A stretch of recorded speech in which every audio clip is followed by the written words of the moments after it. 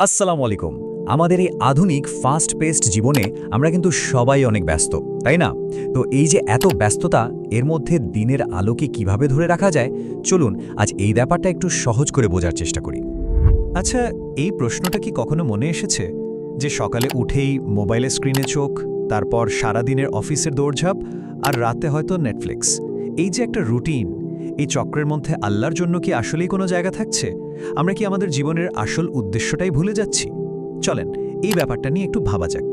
তো সবার আগে চলুন মূল সমস্যাটা একটু দেখি। আমাদের এই মডার্ন লাইফটা সত্যি বলতে একটা কনফ্লিক্ট বা দ্বন্দ্বের মধ্যে দিয়ে যায়। একদিকে দুনিয়ার টান, অন্যদিকে ইমানের ডাক। এই দুটো জিনিসের মধ্যে একটা ব্যালেন্স তৈরি করাটাই কিন্তু আমাদের জন্য সবচেয়ে বড় একটা চ্যালেঞ্জ। স্ক্রিনের এই তুলনাটা একবার দেখুন, কি দারুণভাবে আমাদের প্রতিদিনের বাস্তবতাকে তুলে ধরেছে, তাই না? একদিকে দেখুন অফিসের চাপ, অন্যদিকে নামাজের আহ্বান। একদিকে সোশ্যাল মিডিয়ার হাজারো নোটিফিকেশন, অন্যদিকে আল্লাহকে স্মরণ করা।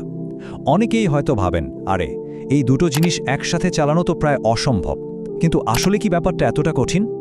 মজার ব্যাপার হলো, ইসলাম কিন্তু কখনোই আমাদের দুনিয়া ছেড়ে দিয়ে সন্ন্যাসী হতে বলে না, বরং আল্লাহ তাআলা নিজেই কোরআনে কি সুন্দর করে বলছেন দেখুন, আর তুমি দুনিয়া থেকে তোমার অংশ ভুলে যেও না। মানেটা কি দাঁড়ালো? এর মানে হলো হালাল পথে টাকা উপার্জন করা, ফ্যামিলিকে টাইম দেওয়া, নিজের খেয়াল রাখা, এই সবই কিন্তু দিনের একটা অংশ। আসল কথা হলো সব কিছু ছেড়ে দেওয়া নয়, বরং একটা সুন্দর ব্যালেন্স খুঁজে বের করা। তো প্রশ্ন হলো, এই ব্যালেন্সটা আমরা আনব কিভাবে? এর শুরুটা কিন্তু হতে পারে একদম দিনের প্রথম মুহূর্তটা থেকেই। চলুন এবার সেটাই দেখি, কিভাবে ইমানের সাথে একটা দারুণ দিন শুরু করা যায়। এটা কিন্তু একটা প্রমাণিত সত্যি, তাই না? দিনের শুরুটা যদি হয় তাড়াহুড়ো আর টেনশন দিয়ে, তাহলে দেখবেন পুরো দিনটাই কেমন যেন এলোমেলো যায়। আর অন্যদিকে শুরুটা যদি শান্তভাবে, স্থিরভাবে করা যায়, সেটার পজিটিভ প্রভাবও কিন্তু সারা দিন পাওয়া যায়। আর এই শান্ত, স্থির আর বরকতময় একটা শুরুর জন্য সবচেয়ে সেরা উপায়টা কি জানেন? সেটা হলো ফজরের নামাজ। এটা কিন্তু শুধু একটা ইবাদত না, এটা অনেকটা সারাদিনের জন্য একটা স্পিরিচুয়াল আর্মার বা বর্মের মতো, যা আমাদের দুনিয়ার সব চ্যালেঞ্জ ফেস করার জন্য শক্তি যোগায়। আর এই হাদিসটা একবার দেখুন, কি অসাধারণ একটা কথা। একবার শুধু চিন্তা করুন, যে মানুষটা তার দিনটা শুরু করছে আল্লাহর ইবাদত দিয়ে, স্বয়ং আল্লাহ তার সারাদিনের নিরাপত্তার সব কিছুর দায়িত্ব নিয়ে নিচ্ছেন। এর চেয়ে বড় মানসিক শান্তি আর সিকিউরিটি আর কি হতে পারে বলুন? আচ্ছা, দিনের শুরুটা তো নয় হলো, এবার আসি দিনের সবচেয়ে বড় অংশটায়, মানে আমাদের কর্মক্ষেত্রে। অনেকেই কিন্তু ভাবেন, ভাই আমি তো সারাদিন অফিস করি, ব্যবসা দেখি, এবাদতটা করব কখন? এখানেই ইসলামের সবচেয়ে সুন্দর দিকটা, জানেন তো? সঠিক নিয়ত থাকলে যে কোনো হালাল কাজই কিন্তু ইবাদত হয়ে যেতে পারে। আর কাজকে ইবাদতে পরিণত করা কিন্তু মোটেও রকেট সায়েন্স না। এই যে দেখুন, এখানে 3টা খুব সহজ অভ্যাসের কথা বলা আছে। 1 নম্বর, যে কোনো কাজ শুরুর আগে বিসমিল্লাহ বলা। এতে কি হয়? আমাদের কাজের উদ্দেশ্যটাই আল্লাহর সন্তুষ্টির জন্য হয়ে যায়। 2 নম্বর, কাজের চাপে জোহর আর আসরের নামাজটা যেন মিস না হয়। এটা কাজের মাঝে একটা অসাধারণ স্পিরিচুয়াল ব্রেক। আর 3, সারাদিনে অন্তত একবার মন থেকে আস্তাগফিরুল্লাহ পড়া। এটা আমাদের ছোটখাটো ভুল থেকে বাঁচায় আর আমাদের বিনয়ী রাখে। কাজ শেষ, এবার আমরা ঢুকি আমাদের সোশ্যাল লাইফে।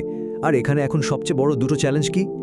1, সোশ্যাল মিডিয়া, আর 2, পরিবারের সাথে সম্পর্কের টানাপোড়েন। এই সংখ্যাটা একটু দেখুন তো, 4 থেকে 6 ঘন্টা। একটা রিসার্চ বলছে আমরা অ্যাভারেজে প্রতিদিন এতটা সময় মোবাইল ফোনে কাটিয়ে দিই। ভাবা যায়, এই বিশাল পরিমাণ সময়টা যদি আমরা অন্য কোনো প্রোডাক্টিভ কাজে লাগাতাম। আর এই হাদিসটা যেন একদম আমাদের এই সময়ের জন্যই বলা। 2টো নেয়ামত, যা নিয়ে আমরা বেশিরভাগ মানুষই গাফেল। 1 হলো সুস্থতা, আর 2 হলো অবসর সময়।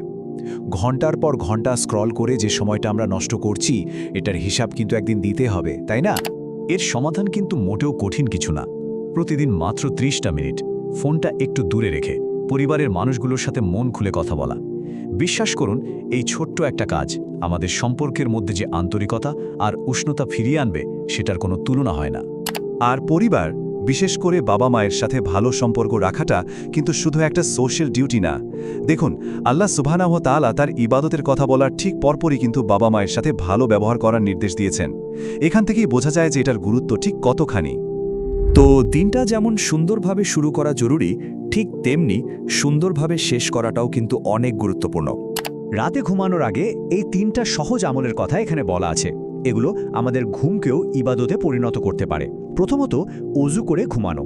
এটা আমাদের শরীর আর আত্মাকে পবিত্র রাখে। দ্বিতীয়ত সূরা ইখলাস, ফালাক ও নাস পড়া, এগুলো আমাদের সব ধরনের ক্ষতি থেকে রক্ষা করে। আর সবশেষে আয়াতুল কুরসি পড়া। এর ফলে কি হয় জানেন, সারা রাতের জন্য আল্লাহর পক্ষ থেকে একজন ফেরেশতা আমাদের পাহারার জন্য নিযুক্ত থাকেন। পুরো আলোচনার মূল বিষয়টা কি দাঁড়ালো? এটাই যে দিনের পথে চলার জন্য আমাদের জীবনটাকে একদম ওলটপালট করে ফেলার কোনো দরকার নেই।